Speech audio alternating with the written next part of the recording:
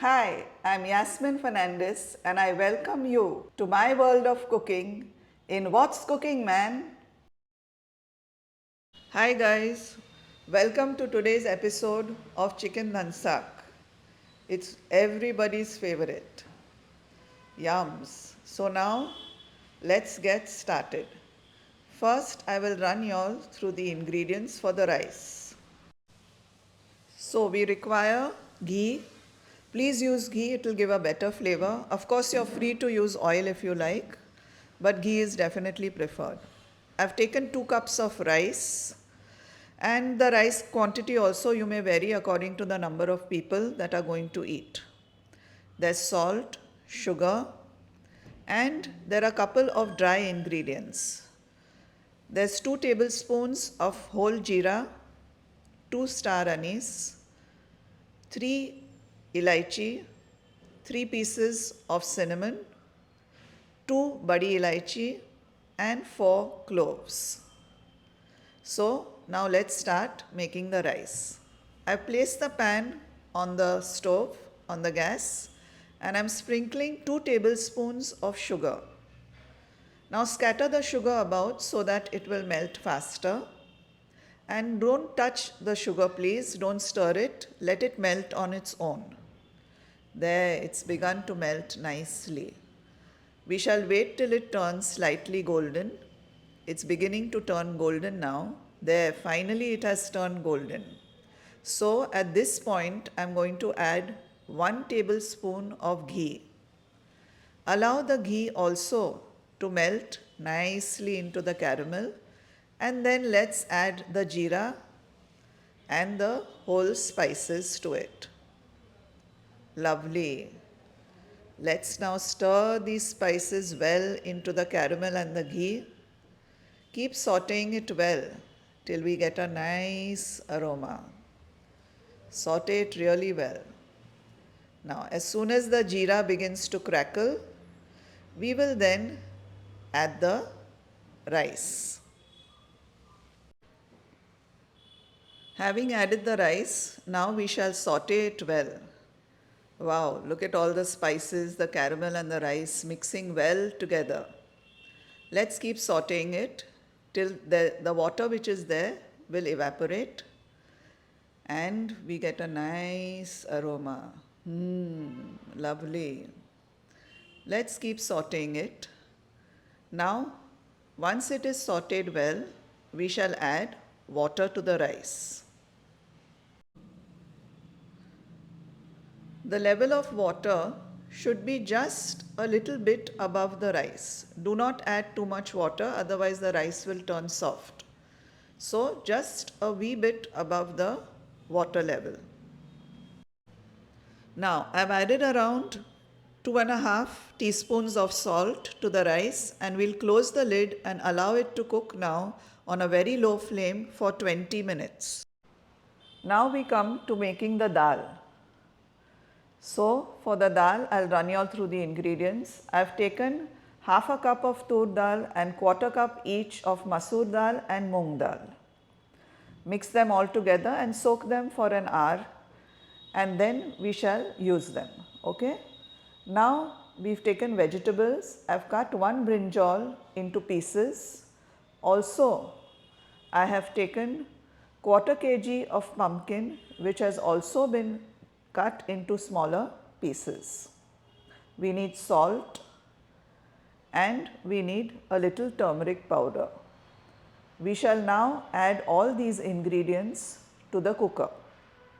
Having added the vegetables to the cooker, I am now adding the dal. Some people also add chana dal to their dhansak, but this, like I told you all, this is my version of the dhansak and I haven't added any chana dal. Now we shall add some salt and turmeric. I have added around 2 teaspoons of salt and just a pinch of turmeric, maybe half a teaspoon of turmeric. Having added all this, we shall now add some water to the dal. Let the level of the water be just above the level of dal. Let the dal comfortably go maybe half a finger space. Okay, and It's time now to close the cooker. Let's put on the lid, put on the whistle and keep the cooker on a medium flame for around 6 whistles. Let the cooker now be there for 6 whistles and we will go on to the green masala. This is my special masala which I always make for Dhansak. So let me run you through the masalas. I have taken a cup of finely cut methi, a pod of garlic, 2 inches of ginger, a bowl full of coriander leaves. I have also taken 3 onions, 3 tomatoes and a tablespoon of jeera with garam masala. That is, I have taken badi elaichi, I have taken 2 star anise, I have taken 3 small elaichis, 4 cloves and 2 pieces of cinnamon. There is salt and there is sugar. I am going to take 2 teaspoons of salt and a tablespoon of sugar. Now to the mixer we will add all these ingredients, the onions, the tomatoes and all the other masalas.